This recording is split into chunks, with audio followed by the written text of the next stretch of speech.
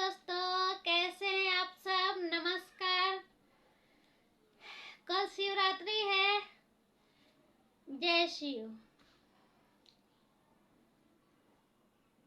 लड़की तो अपने मायके में अपने माँ बाप की लाडली रहती है। दोस्तों, आप सबको तो पता ही है। अगर मैंने कुछ गलत बोल दिया तो कमेंट बॉक्स में बताइएगा, हम उसको सुधारने की कोशिश करेंगे। क्योंकि माँ बाप अपने बच्ची को पढ़ाते हैं, अच्छा परवरिश करते हैं, अच्छा शिक्षा देते हैं, काम थोड़ा कम कराते हैं, घर का काम कम सिखाते हैं।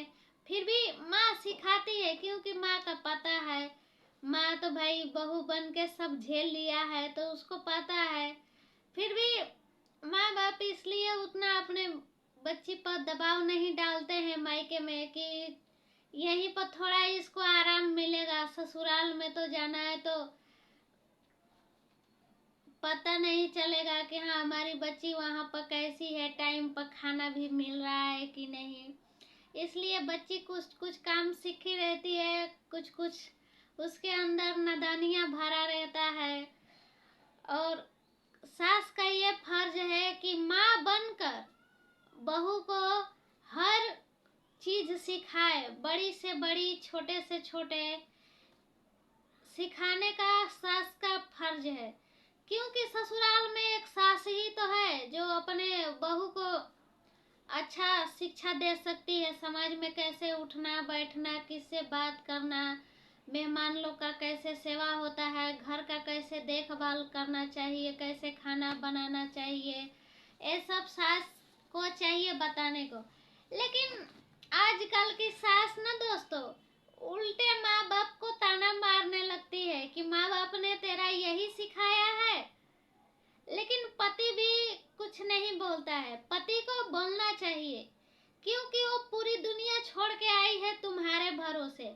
अगर उसको कुछ नहीं आता है तो पति का फर्ज है कि उसको वो सिखाए, उसको बताए, और माँ को अपने बोले कि हाँ माँ उसको सिखाओ, जो नहीं आता है उसको बताओ, वो करेगी।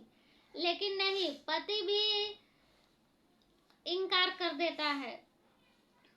सब पति एक जैसे नहीं होते हैं दोस्तों।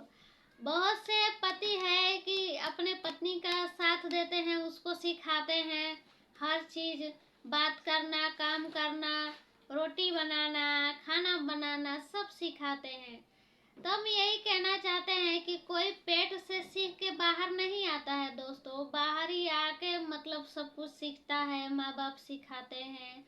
तो ये सास को ताना मेहना नहीं मारना चाहिए कि हाँ तेरा माँ बाप ने यही सिखाया है। क्योंकि सास का भी बच्ची रहती है, वो भी जाएगी पराए घर, तो उसको भी वैसा सुनने को मिलेगा तो अच्छा नहीं लगेगा।